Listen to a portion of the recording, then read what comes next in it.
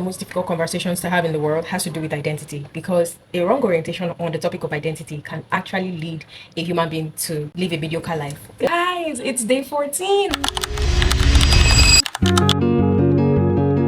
The topic of identity is very sensitive because it creates principles or core values that guides a person to living their fullest lives, starting from how they represent themselves in public, what they say, what they do, how they carry themselves. Identity strengthens purpose, okay? Because if anybody knows who they are, if anybody knows what they are here for, they will live their fullest life. They are going to do the things they are supposed to do, and they will not even focus on any other person or what people even have to say. So I think identity is one of the most important things for anybody to know. In this episode, I also talk about how that your identity is not tied to what you do or where you work. It is not the amount of money in your account. It is you as a person without all of these things. Who is Jane? What does Jane stand for? It doesn't have to do with how much stocks I own or if I have 5 companies or whatever. That is not identity. Identity has to do with who I am, what my presence represents wherever it is I step my foot. I also make us realize that identity can only be based in God, because God is consistent. God doesn't change.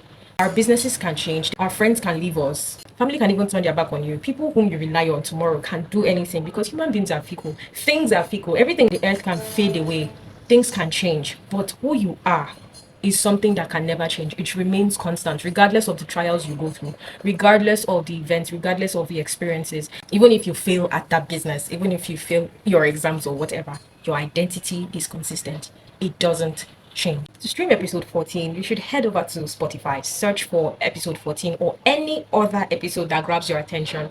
Your feedbacks and comments are welcome. And yes, episode 14 is the last episode on the Family Journal Podcast season 1.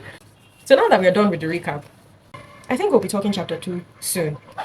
Thank you for sticking with me for 14 good days. Thank you guys so much.